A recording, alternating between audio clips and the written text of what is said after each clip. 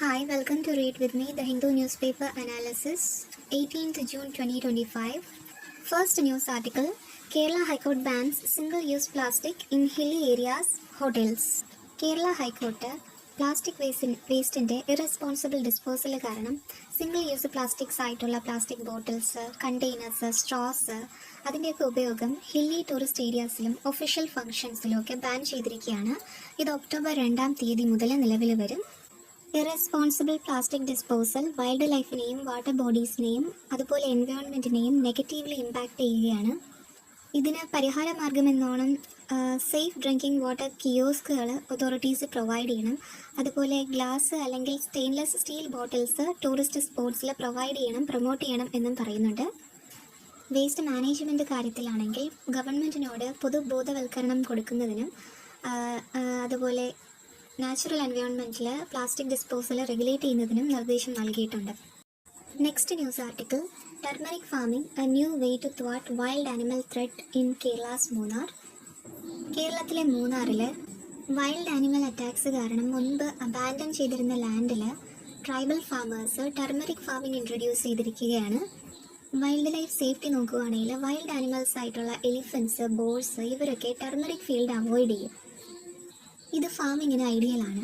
Trial ഫാമിങ്ങിൽ 5 ton yield ഉണ്ടായി ഓരോ ഏക്കറിൽ. അതുകൊണ്ട് തന്നെ ഇത് നല്ലൊരു അഗ്രികൾച്ചറൽ പ്രാക്ടീസ് ആണെന്ന് മനസ്സിലാക്കി ഫോറസ്റ്റ് ഡിപ്പാർട്ട്മെൻറ്റിൻ്റെ റോൾ എന്താണെന്ന് വെച്ചാൽ ഈ ഇനിഷ്യേറ്റീവിനെ ഫൈനാൻഷ്യൽ എയ്ഡ് കൊടുത്തും ടെക്നിക്കൽ ഗൈഡൻസ് കൊടുത്തും സപ്പോർട്ട് ചെയ്യുക എന്നുള്ളതാണ്. Next editorial, a free hand, science must be unfettered if it is to be useful. GEM, government e market place. Procurement process standardise ചെയ്യുന്ന ഒരു ഗവൺമെൻറ് ഇനിഷ്യേറ്റീവാണിത്. Made in India equipments lowest പ്രൈസിൽ prioritise ചെയ്യുന്നു. എന്നിരുന്നാലും ഇത് scientific റിസർച്ചിന് ഒരു negative impact ഉണ്ടാക്കുകയാണ്. റിസർച്ചേഴ്സിനുള്ള ചാലഞ്ചസ് എന്താണ്? സയൻറ്റിഫിക് ഇൻസ്റ്റിറ്റ്യൂഷൻസ് ഇപ്പോൾ ലോവസ്റ്റ് പ്രൈസ്ഡ് മെറ്റീരിയൽസ് മാത്രമേ പർച്ചേസ് ചെയ്യാനായിട്ട് അനുവാദമുള്ളൂ. അത് റിസർച്ച് ക്വാളിറ്റിയെ കോംപ്രമൈസ് ചെയ്യുന്നുണ്ട്. ഒരു എക്സാമ്പിൾ പറയുകയാണെങ്കിൽ, ബേസിക് ആയിട്ടുള്ള സോഡിയം ക്ലോറൈഡ് സോൾട്ട് എക്സ്പെരിമെൻറ്റ്സിൽ യൂസ് ചെയ്യണമെങ്കിൽ പോലും അതിന് സ്പെസിഫിക് പ്യൂരിറ്റി സ്റ്റാൻഡേർഡ്സ് മീറ്റ് ചെയ്യണം. ലോ കോസ്റ്റ് സപ്ലയേഴ്സ് ഈ സ്റ്റാൻഡേർഡ്സ് മീറ്റ് ചെയ്യണമെന്ന് യാതൊരു നിർബന്ധവും ഇല്ല. ഇത് ഇന്നൊവേഷനെ ഇമ്പാക്റ്റ് ചെയ്യുന്നുണ്ട്. ഗവൺമെൻറ് ഈ മാർക്കറ്റ് പ്ലേസിൽ കൂടെ പർച്ചേസ് ചെയ്യാവൂ എന്നുള്ള ഗവൺമെൻറ്റിൻ്റെ മാൻഡേറ്റ് റിസർച്ച് ക്വാളിറ്റിയുടെ ഹിൻഡർ ചെയ്യുന്നുണ്ട്. ഇത് എക്സ്പെരിമെൻറ്റ്സിൻ്റെ ഇൻഎഫിഷ്യൻസിയിലേക്ക് നയിക്കുകയാണ് ചെയ്യുന്നത്. സയൻറ്റിഫിക് റിസർച്ചിന് ഫ്ലെക്സിബിലിറ്റി ആവശ്യമാണ്. ക്രിട്ടിക്കൽ എക്സ്പെരിമെൻറ്റിനാണെങ്കിലും ഇന്നൊവേഷനിലാണെങ്കിലും ഏത് വെണ്ടറിനെ സെലക്ട് ചെയ്യണമെന്നുള്ള ഫ്രീഡം സയൻറ്റിഫിക് റിസർച്ചിന് ആവശ്യമുള്ളതാണ്. ഇന്ത്യയിലെ സയൻറ്റിഫിക് കമ്മ്യൂണിറ്റി ഹൈ എൻഡ് എക്യുപ്മെൻറ്റ്സിൻ്റെ ഒരു ഇൻഡസ്ട്രിയൽ ബേസ് ലാക്ക് ചെയ്യുന്നുണ്ട്.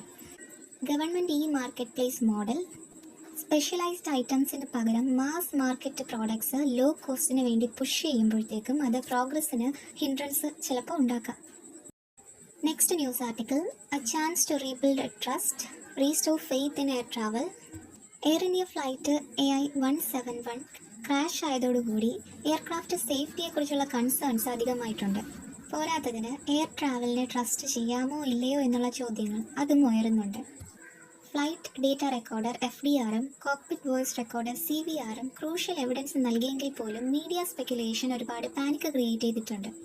ഇൻവെസ്റ്റിഗേറ്റേഴ്സ് പല ഫാക്ടേഴ്സ് ചെക്ക് ചെയ്യുന്നുണ്ട്. എക്സസീവ് വെയിറ്റ് ആണോ കാരണം, ബേർഡ് സ്ട്രൈക്സ് ആണോ, എഞ്ചിൻ ഫെയിലിയർ ആണോ എന്നുള്ളതൊക്കെ.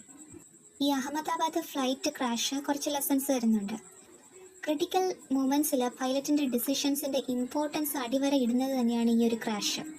അതായത് അൺസേഫ് ആയിട്ടുള്ള കണ്ടീഷൻസ് ആണെന്ന് തോന്നുവാണെങ്കിൽ ടേക്ക് ഓഫ് അങ്ങ് റിജക്റ്റ് ചെയ്യുക, അങ്ങനെയുള്ള കാര്യങ്ങൾ. ഇനി എങ്ങനെയാണ് നഷ്ടപ്പെട്ടു പോയ ട്രസ്റ്റ് എങ്ങനെ റീബിൽഡ് ചെയ്യാം?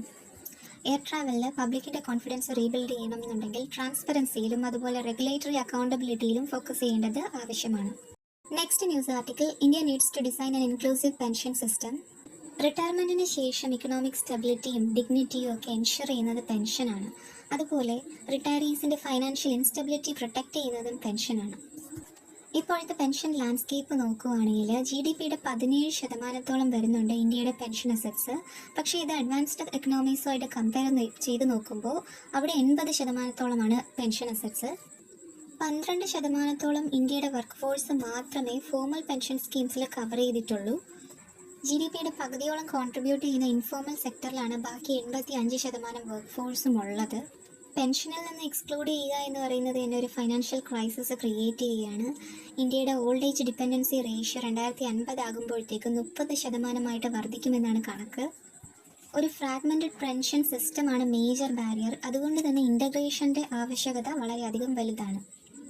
ഇൻഫോർമൽ സെക്ടറിൻ്റെ എക്സ്ക്ലൂഷൻ ഈ ഇഷ്യൂവിനെ കൂടുതൽ പ്രയാസകരമാക്കുകയാണ് ചെയ്യുന്നത്. ഇനി എന്താണ് റെക്കമെൻഡ് ചെയ്യാൻ പറ്റുന്നത്? ഇന്ത്യ ഒരു ടിയർഡ് പെൻഷൻ സിസ്റ്റം ഡിസൈൻ ചെയ്യണം. Tier 1 universal mandatory flat rate pension system എല്ലാ വർക്കേഴ്സിനും കൊണ്ടുവരണം. ടിയർ 2 ഒക്യുപ്പേഷണൽ പെൻഷൻസ് എംപ്ലോയ്മെൻറ്റ് സ്റ്റാറ്റസിനനുസരിച്ച് മാൻഡേറ്ററി ആക്കാം, അല്ലെങ്കിൽ ഓപ്ഷൻ ബേസ്ഡ് ആക്കാം. ഇനി ടിയർ 3 അത് വോളണ്ടറി ആണ്. ഫ്ലെക്സിബിൾ കോൺട്രിബ്യൂഷൻസ്, അഡീഷണൽ സേവിങ്സ് ഇൻസെൻറ്റീവ്സും കൊടുക്കാം. ഗ്ലോബൽ മോഡൽസ് നോക്കുകയാണെങ്കിൽ കൺട്രീസ് ജപ്പാൻ അതുപോലെ ന്യൂസിലാൻഡ് പോലെയുള്ള കൺട്രീസിലെ യൂണിവേഴ്സൽ പെൻഷൻ സിസ്റ്റംസ് ആണ് ഇംപ്ലിമെൻ്റ് ചെയ്തിരിക്കുന്നത്. അവിടെ ഇൻഫോം വർക്കേഴ്സിനെയും ഇൻക്ലൂഡ് ചെയ്തുകൊണ്ട് ഡൈവേഴ്സ് പോപ്പുലേഷൻസിനെ കേറ്റർ ചെയ്യുന്ന തരത്തിലുള്ളൊരു പെൻഷൻ സിസ്റ്റമാണ് ഫോളോ ചെയ്യുന്നത്. Next news article the third nuclear age, nuclear non proliferation treaty NPT, അതുപോലെ ഡിപ്ലോമാറ്റിക് നോംസ്, ഇതിനെല്ലാം എതിർത്തുകൊണ്ടുള്ള ഇറാൻ്റെ ന്യൂക്ലിയർ പ്രോഗ്രാം. ഈ ഇറാൻ്റെ ന്യൂക്ലിയർ പ്രോഗ്രാമിനെ തകർക്കണമെന്നുള്ള ഉദ്ദേശത്തോടു കൂടിയുള്ള ഇസ്രായേലിൻ്റെ ബോംബിംഗ്, ഇതെല്ലാം തെളിവാക്കുന്നത് ലോകം ഒരു തേർഡ് ന്യൂക്ലിയർ ഏജിലേക്ക് കടന്നിരിക്കുന്നു എന്നുള്ളതാണ്. ഇങ്ങനെ ഇസ്രായേലിൻ്റെ ബോംബിങ്സ് നടന്നപ്പോഴും മറ്റ് മേജർ പവേഴ്സ് എന്നും ഇസ്രായേലിൻ്റെ ആക്ഷൻസിനെ ഓപ്പൺലി ക്രിട്ടിസൈസ് ചെയ്തിട്ടില്ല. 3 ന്യൂക്ലിയർ ഏജസ് ഉണ്ട്. ഫസ്റ്റ് ന്യൂക്ലിയർ ഏജസ് ഷേപ്പ് ചെയ്തിരിക്കുന്നത് US-ഉം സോവിയറ്റും റൈവൽറി കാരണം. അപ്പോഴുണ്ടായിരുന്ന ഒരു മാസീവ് ന്യൂക്ലിയർ ആംസ് റേസ് ആയിരുന്നു. Super powers large nuclear arsenals keep ചെയ്തിരുന്നു. ഹാഫ് ട്രിഗർ അലേർട്ടിൽ തന്നെ ഓപ്പറേറ്റ് ചെയ്യാനായിട്ട് മ്യൂച്വൽ ഡിറ്ററൻസ് ആയിരുന്നു അന്നത്തെ ഫോക്കസ്.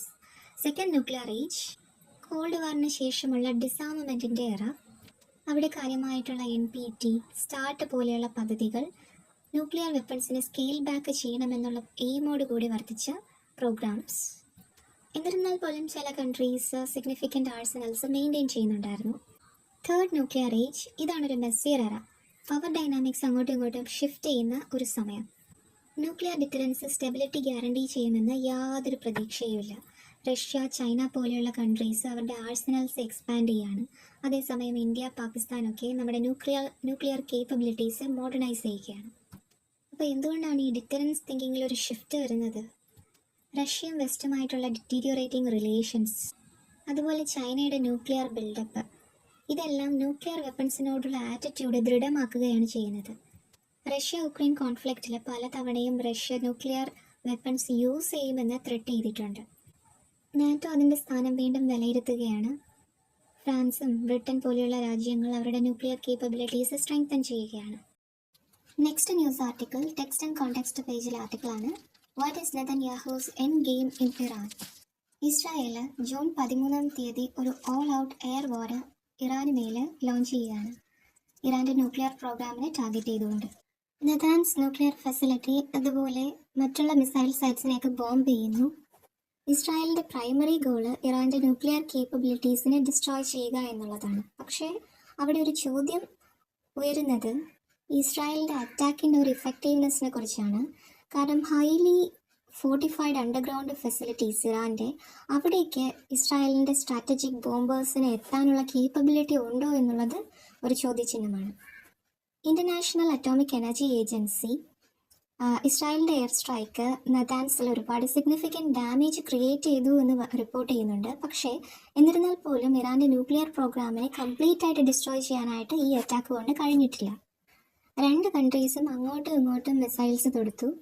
ഇറാൻ തിരിച്ച് ഇസ്രായേലി സൈറ്റ്സിനെ ടാർഗറ്റ് ചെയ്തുകൊണ്ട് റിറ്റാലിയേറ്റ് ചെയ്യുകയും ചെയ്തു. ഈ ഒരു ആക്രമണം നടന്നെങ്കിൽ പോലും ഇവിടുത്തെ ചാലഞ്ച് എന്താണെന്ന് പറഞ്ഞാൽ ഇസ്രായേലിന് എയർ സുപ്പീരിയോറിറ്റി ഉണ്ട് എങ്കിൽ പോലും ഇറാൻ്റെ ന്യൂക്ലിയർ പ്രോഗ്രാമിനെ കംപ്ലീറ്റ് ഒരു ടോട്ടൽ ഡിസ്ട്രക്ഷനിലേക്ക് കൊണ്ടുവരാനായിട്ട് ഇസ്രായേലിൻ്റെ ഒഫൻസിന് കഴിഞ്ഞിട്ടില്ല. US ഈ കോൺഫ്ലിക്റ്റിലേക്ക് ഡയറക്റ്റ്ലി ഇൻ്റർവീൻ ചെയ്യാതെ അതിൻ്റെ പൊസിഷൻ മെയിൻറ്റെയിൻ ചെയ്തിരിക്കുകയാണ്. എന്നിരുന്നാൽ പോലും USൻ്റെ മിലിറ്ററി അസറ്റ്സ് ഇൻവോൾവ് ചെയ്യിക്കണോ അതോ വാർ എക്സ്പാൻഡ് ചെയ്യണമോ എന്നുള്ള ഡിസ്കഷൻസ് നടന്നുകൊണ്ടിരിക്കുകയാണ്. Next news article hydraulic systems their functioning and myriad applications. Pascal's law നിങ്ങളെല്ലാവരും കേട്ടിട്ടുണ്ടാവും അല്ലേ? പാസ്കൽസ് ലോ എന്ന് പറയുന്നത് ഒരു ഫ്ലൂയിഡിന്മേൽ പ്രഷർ അപ്ലൈ ചെയ്യുവാണെങ്കിൽ അത് എല്ലാ ഡയറക്ഷനിലേക്കും ഈക്വലായിട്ട് ട്രാൻസ്മിറ്റ് ചെയ്യുന്നു. ഇതാണ് പാസ്കൽസ് ലോ. ഇങ്ങനെ ഒരു സ്മോൾ ഫോഴ്സ് കൊണ്ട് ഒരു ലാർജർ ഏരിയയിൽ ഒരു വലിയ ഫോഴ്സ് ജനറേറ്റ് ചെയ്യാനായിട്ട് സാധിക്കുന്നു. ഇതാണ് ഹൈഡ്രോളിക് സിസ്റ്റത്തിൻ്റെ പ്രിൻസിപ്പിൾ. ഹൈഡ്രോളിക് സിസ്റ്റത്തിൽ എന്തൊക്കെയുണ്ട് കമ്പോണൻസ്? പൈപ്പ്സ് ഉണ്ട്, വാൽവ്സ് ഉണ്ട്, ആക്ച്വേറ്റേഴ്സ് ഉണ്ട്, ടാങ്ക്സ് ഉണ്ട്. ഈ പൈപ്പിലാണ് ഫ്ലൂയിഡ് ഉള്ളത്. ഫ്ലൂയിഡിനെ ക്യാരി ചെയ്യുന്നത് പൈപ്പാണ്. വാൽവ്സ് ഫ്ലൂയിഡ് ഫ്ലോയെയും പ്രഷറിനെയും കൺട്രോൾ ചെയ്യുന്നു. ആക്ച്വേറ്റേഴ്സ് എത്രത്തോളം വർക്ക് ഔട്ട്പുട്ട് ഉണ്ടാകുന്നു അത് ആക്ച്വേറ്റേഴ്സിലാണ് നടക്കുന്നത്. രണ്ട് തരമുണ്ട്, ലീനിയർ ആക്ച്വേറ്റേഴ്സും ഉണ്ട്, റോട്ടറി ആക്ച്വേറ്റേഴ്സും ഉണ്ട്. അടുത്തത് ടാങ്ക്സ്. ഹൈഡ്രോളിക് ഫ്ലൂയിഡിനെ സ്റ്റോർ ചെയ്യുന്നത് ടാങ്ക്സ് ആണ്. ഇനി ഹൈഡ്രോളിക് സിസ്റ്റം എവിടെയൊക്കെയാണ് യൂസ് ചെയ്യുന്നത്? ഓട്ടോമോട്ടീവ്, എയ്റോസ്പേസ്, കൺസ്ട്രക്ഷൻ എന്നീ ഇൻഡസ്ട്രീസിലാണ് ഹൈഡ്രോളിക് സിസ്റ്റത്തിൻ്റെ ഉപയോഗം വരുന്നത്. ഇപ്പോൾ ക്രെയിൻസ് ആകട്ടെ, എക്സ്കവേറ്റേഴ്സ് ആകട്ടെ, അതൊക്കെ ഈ ഹൈഡ്രോളിക് സിസ്റ്റത്തിൻ്റെ ആപ്ലിക്കേഷൻസ് ആണ്. Next news article, India increased its nuclear warhead count to 180 in 2024, SIPRI report.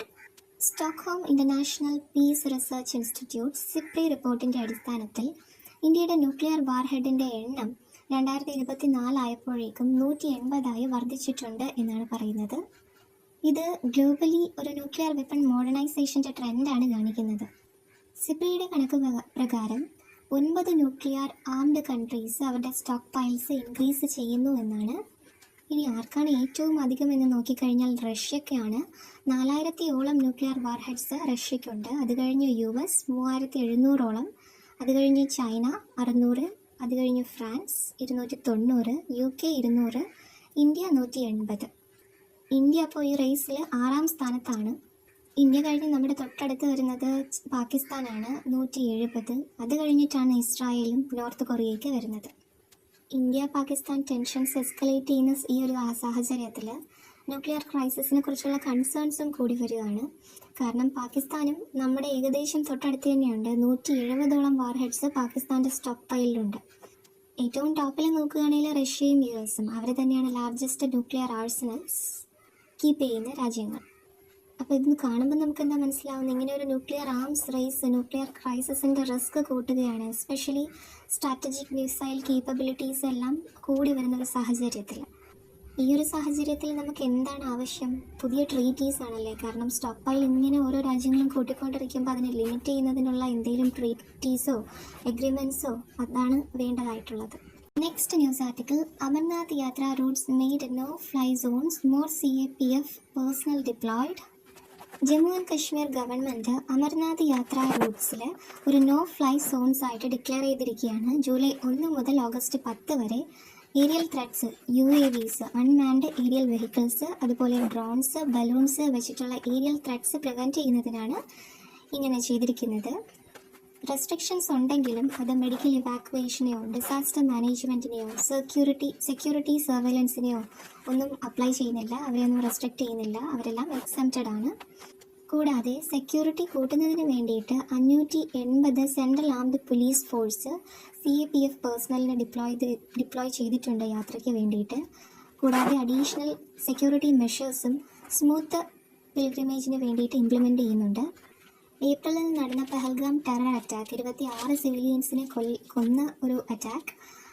അതിൻ്റെ പശ്ചാത്തലത്തിലാണ് ഈ ഒരു ഡിസിഷൻ എടുത്തിരിക്കുന്നത്.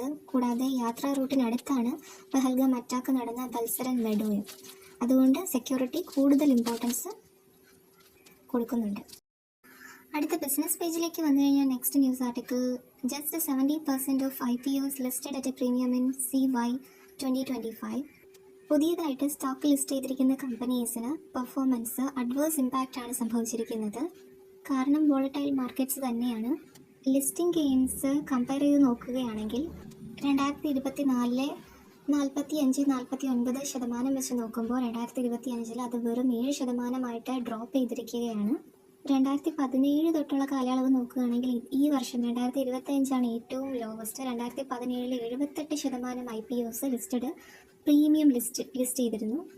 2025 IPO മാർക്കറ്റ് ഇത്രയും ഡ്രോപ്പ് ആവാൻ കാരണം ഉറപ്പായിട്ടും ഗ്ലോബൽ മാർക്കറ്റ് വോളറ്റിലിറ്റി, അതുപോലെ ജിയോ പൊളിറ്റിക്കൽ ടെൻഷൻസ്, ഇതിൻ്റെയൊക്കെ ഇമ്പാക്റ്റ് തന്നെയാണ്. Israel Iran conflict, economic uncertainty.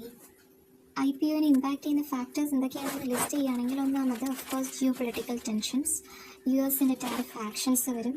അതുപോലെ പാകിസ്ഥാനുമായിട്ട് ഉള്ള ഡിറ്റീരിയോറേറ്റിംഗ് റിലേഷൻസ്, മാർക്കറ്റ് ഇൻസ്റ്റബിലിറ്റിക്ക് കാരണമാകുന്ന ഇസ്രായേലിൻ്റെ ആക്ഷൻസ്. പിന്നെ അടുത്ത് നോക്കുവാണെങ്കിൽ മെയിൻ ബോർഡ് IPOs, അതായത് ലാർജ് കമ്പനീസ് ഉണ്ട്, ലാർജ് എസ്റ്റാബ്ലിഷ്ഡ് കമ്പനീസ്, അവരുടെ IPOs ലോഞ്ച് ചെയ്യുന്നത് അവർ വളരെ പതുക്കെയാണ്.